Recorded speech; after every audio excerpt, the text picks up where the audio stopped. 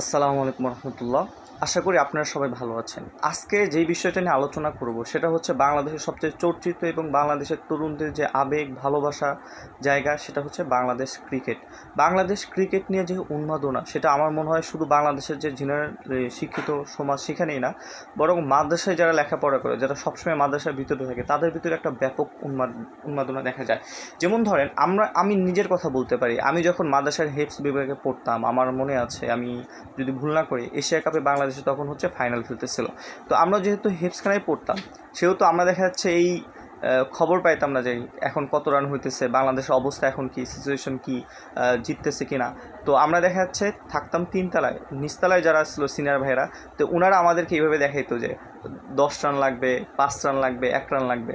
তো মানে এতটা হচ্ছে কমিউনিকেশন করতাম তিনতলা থেকে নিচতলায়। আমাদের কোনো ফোন ছিল না, কোনোভাবে কোনো ওয়ে ছিল না যে কোনোভাবে জানা, বাট আমরা উদ্গ্রীব হয়ে থাকতাম। এবং এই জিনিসগুলো নিয়ে আমরা যে এত পরিমাণে হচ্ছে উন্মাদনা করতাম বা ছিলাম, সেটা হচ্ছে এই জিনিসগুলো যদি আপনারা প্রত্যেকটা মাদ্রাসায় যেমন বিভিন্ন স্কুল কলেজ যান, এই জিনিসগুলো দেখতে পারবেন। এখন কথা হচ্ছে আমাদের যে উন্মাদনা, আবেগ, ভালোবাসা সব কিছু যে আমরা বাংলাদেশ ক্রিকেটকে দিলাম, সময়, ইমোশন সব কিছু, বাট বাংলাদেশ ক্রিকেট আমাদেরকে কি দিয়েছে? বাংলাদেশ এই সময়টা আসছে এই জিনিসগুলো দেখার এবং এই জিনিসগুলো জানার। কারণ এই সময় যদি আমরা এইগুলো যদি না করতে পারি, তাহলে পরবর্তী সময় আর এই বিষয়গুলো মনে হয় না আমাদের কখনো কোশ্চেন তোলার মানে সঠিক সময় হবে। এখন দেখেন, বাংলাদেশ ক্রিকেট সেটা হচ্ছে আমাদেরকে এ পর্যন্ত না বড় কোনো কাপ এনে দিতে পারছে, না বড় কোনো জায়গায় ফাইনালে খেলতে পারছে। যেমন হতে পারে বিশ্বকাপ, টি-20 আর তারপর হচ্ছে ওয়ানডে, কোনোটাই খেলতে পারে নাই। অপরদিকে আসেন তাদের যে এই গ্রোথটাও কি অনেক বেশি পরিমাণে ভালো? আমরা এটাও দেখি খুব বেশি পরিমাণে ভালো না। যেমন ধরেন আপনি যদি আফগানিস্তানের কথা চিন্তা করেন, আফগানিস্তান ক্রিকেট টিম কিন্তু অনেক পরে তারা হচ্ছে খেলাধুলা শুরু করছে, কিন্তু দেখা যাচ্ছে ডেভেলপের জায়গাটা, আপনি তাদের যে ক্রিকেটারদের যে হচ্ছে প্যাশনের জায়গাটা, এটা কিন্তু বাংলাদেশের ক্রিকেটের তুলনায় অনেক বেশি এবং তাদের হচ্ছে অর্জনগুলোও বেশি। এবং রিসেন্ট যে আপনি টি-20 ওয়ার্ল্ড কাপ দেখবেন, সেখানেও কিন্তু আফগানিস্তান সেমিফাইনাল পর্যন্ত গিয়েছে, বাংলাদেশ যেতে পারে নাই। তো এগুলো হচ্ছে খেলাধুলার জায়গা থেকে বিভিন্ন আঙ্গিকে কথা বলা। এখন হচ্ছে যে আরেকটা জিনিস, সেটা হচ্ছে বাংলাদেশ যেহেতু ক্রিকেট বাংলাদেশকে প্রতিনিধিত্ব করে, এখন বাংলাদেশকে যদি প্রতিনিধিত্ব করে, বাংলাদেশের হচ্ছে সামগ্রিক হচ্ছে সবচেয়ে বেশি জনগণ যেদিকে যাবে সেদিকে তাদেরও একটা প্রতিনিধিত্ব করা আমি মনে করি যে একটা ব্যাপার আছে। এখন এই ক্ষেত্রে দেখেন, জুলাইয়ে যখন গণহত্যা হইতেছিল, বাংলাদেশের প্রত্যেকটা মানুষ যখন এখানে ইনভলভ ছিল, তখন আমাদের ক্রিকেটাররা, আমাদের যারা প্রতিনিধি অর্থাৎ বাংলাদেশের প্রতিনিধি, তারা তো এখানে কোনোভাবে ইনভলভ হয়ই নাই, বরং তারা দেখা যাচ্ছে একদম চুপ নীরব ছিল। এবং সবচেয়ে বড় কথা হলো, আপনি যে কোনো একটা বিষয়ে আপনি নীরব থাকতে পারবেন, এটা যে খুব বেশি পরিমাণ খারাপ সেরকমও না, কিন্তু কিছু বিষয় আছে বা কিছু সিচুয়েশন আছে, ওইখানে যদি আপনি নীরব থাকেন তাহলে ওই জিনিসটাকে আপনার সমর্থন করা হয়। যেমন দেখেন, জুলাইয়ে যে গণহত্যা হয়েছিল, সেখানে কিন্তু সরাসরি মানে একজন স্বাভাবিক মানুষ সে যদি প্রতিবাদ না করে, তাহলে মনে হয় তার ভিতরে যে মনুষ্যত্ব সেটাই নাই। কারণ হচ্ছে জুলাইয়ের যে গণহত্যা ছিল, এটা একদম প্রকাশ্যে ছিল এবং এটা যে একদম মানে ফ্যাসিবাদের একদম চূড়ান্ত পর্যায়ে ছিল, সেটা সকলেই জানে। এখন ন্যূন পরিমাণ মনুষ্যত্ব এবং বিবেকবোধ যদি থাকতো, তাহলে আমরা প্রত্যেকটা মানুষ তাদের নিজের জায়গা থেকে প্রতিবাদ করেছে, সব কিছু করেছে। সব কিছু মানলাম, আমাদের ক্রিকেটাররা ওনারা হচ্ছেন প্রতিবাদ করতে পারে নাই, কোনো কিছু করতে পারে না, ইটস ওকে, নো প্রবলেম।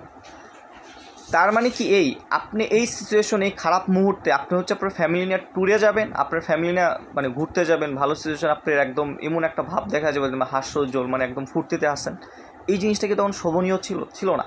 যখন আপনাকে কোশ্চেন করা হয় যে আপনি দেশের জন্য কী করছেন, তখন আপনি যখন পাল্টা কোশ্চেন করেন যে আপনি দেশের জন্য কী করছেন, এটা ছিল আপনার হচ্ছে আচরণ। আর ওই ঠিক সময় বাংলাদেশের যে ক্রাইসিস ছিল, এটা আমার মনে হয় যে সকলেই জানে যে জুলাইয়ের গণহত্যার যে ক্রাইসিস, যে অভ্যুত্থানের সময়টা কতটা হচ্ছে ভয়াবহ চিত্র ছিল। এগুলো গেল একটা দিক। আর একটা দিক হচ্ছে যে বাংলাদেশে যে দেখা যাচ্ছে এই এত কিছু হইলো, তারা দেখা যাচ্ছে সবসময় নির্লজ্জের মতো চুপ ছিল। এখন আসি যেই বিষয়টা বর্তমানে এসে দাঁড়িয়েছে, হঠাৎ করে আমাদের ক্রিকেটারদের ঘুম ভেঙে গেছে, তাদের হচ্ছে সকাল হয়ে গেছে। কীরকম? সাকিব আল হাসানের বিরুদ্ধে মামলা হয়েছে এবং সবাই একদম গর্জে উঠেছে, না সাকিব আল হাসান এরকম কাজ করতে পারে না, সে অনেক ভালো মানুষ, সেটা তার নামে মিথ্যা মামলা দিয়ে হয়েছে, মিথ্যা মামলা প্রত্যাহার করা হোক।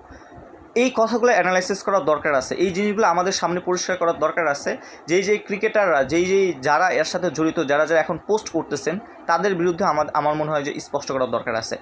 তারা যে এই সময় যে পোস্টগুলো করতে পারতেছেন, কিসের জন্য করতে পারতেছেন, এই জিনিসটা তাদের মাথার মধ্যে রাখা উচিত। কারণ সাধারণ শিক্ষার্থীরা, সাধারণ মানুষ রাস্তায় তাদের হচ্ছে জীবন দিয়েছে, তাদের রক্ত দিয়েছে, যার কারণে আজকে এই স্বাধীন বাংলাদেশে ওনারা হচ্ছে পোস্ট করতে পারতেছে।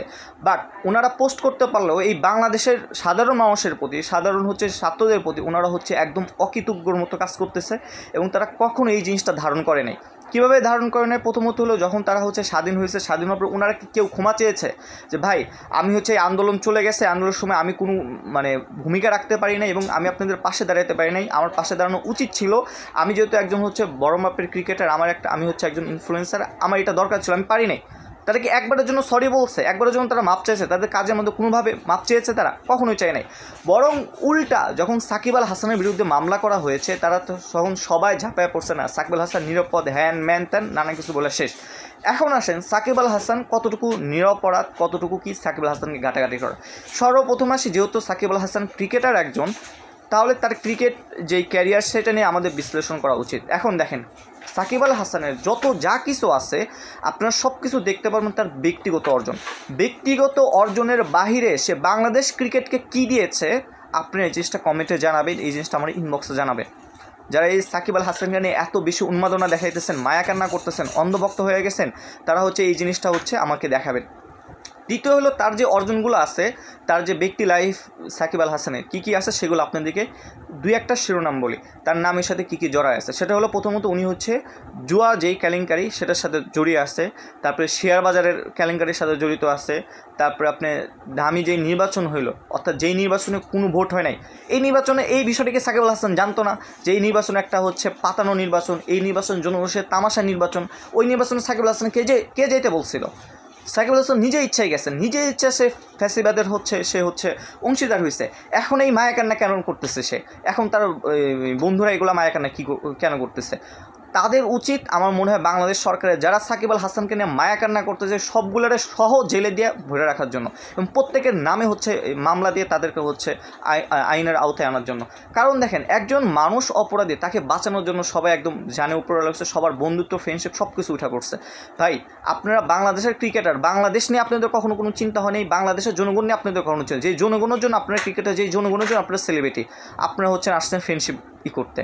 এখন দেখেন, তারপরে সাকিব আল হাসানের রেসপন্সিবল জায়গা দেখেন, ওনারা যখন বাংলাদেশে যখন ক্রিকেটার ফটোশ্যুট করতে যাইতেছিল, উনি বিজ্ঞাপনের কারণে ফটোশ্যুটে যেতে দেরি হয়েছে।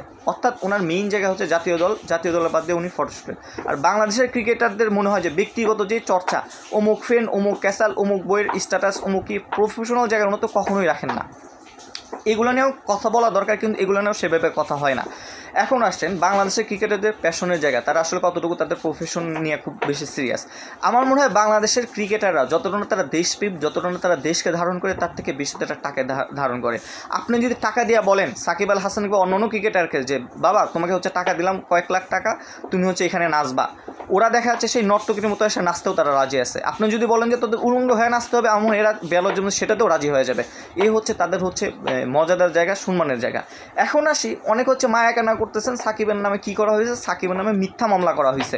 ভাই সাকিবের নামে যদি মিথ্যা মামলা করা হয়ে থাকে, তাহলে তো আপনার উচিত ছিল, আপনার আওয়াজ তোলা উচিত ছিল সাকিবের নামে সত্য মামলা করা হোক।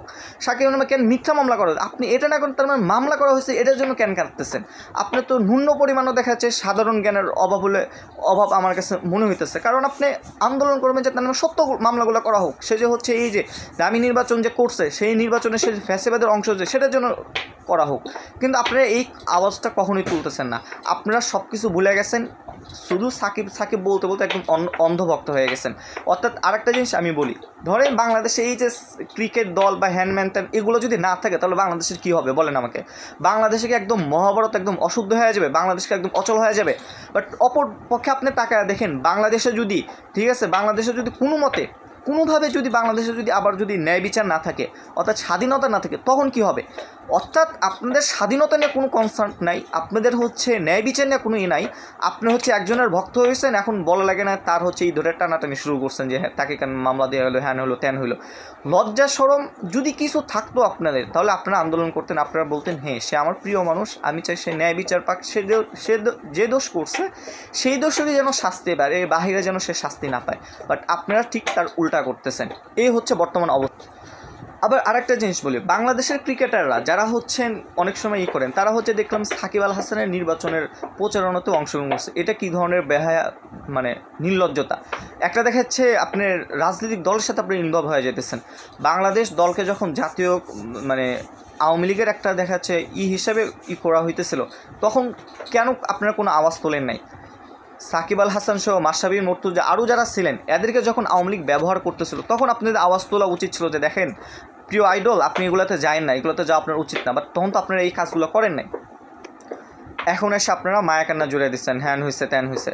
আচ্ছা, আর একটা কথা বলি, সেটা হচ্ছে ধরেন বাংলাদেশের ক্রিকেট খেলা অফ হয়ে গেল, তাতে কি হবে?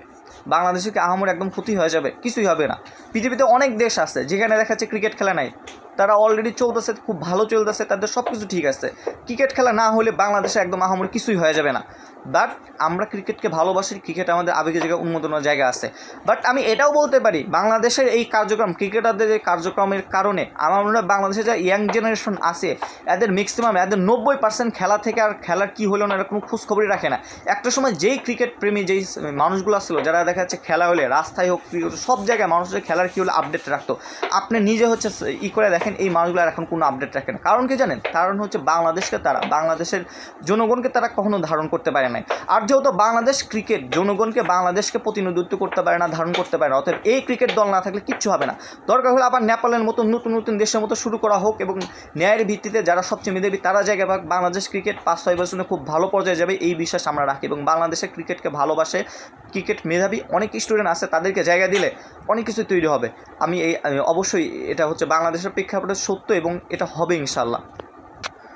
পরিশেষে বলতে চাই, প্রত্যেকটা মানুষ ন্যায় বিচার পাক। আমি সাকিব আল হাসান যে সেও ন্যায় বিচার পাক, অন্যান্য যারা আছে তারাও ন্যায় বিচার পাক। এবং আমি দাবি জানাতে চাই এই ভিডিওর মাধ্যমে যে সাকিব আল হাসানের বিরুদ্ধে যে মিথ্যা মামলাগুলো করা হয়েছে, এটার মাধ্যমে তাকে দেখা যাচ্ছে একটা সময় বের করে দেওয়া হবে। সে হচ্ছে তার যে আসল যে প্রাপ্য যে সাজা, সেগুলো সে পাবে না। বরং আমি মনে করি সাকিব আল হাসানকে তার নামে যেই সত্য মামলাগুলো হওয়া দরকার, সেই প্রত্যেকটা সত্য মামলা হোক, এবং সত্য মামলার যে তার যে ন্যায্য যেই বিচার, সেই ন্যায্য বিচার সে পাক। আসসালামু আলাইকুম।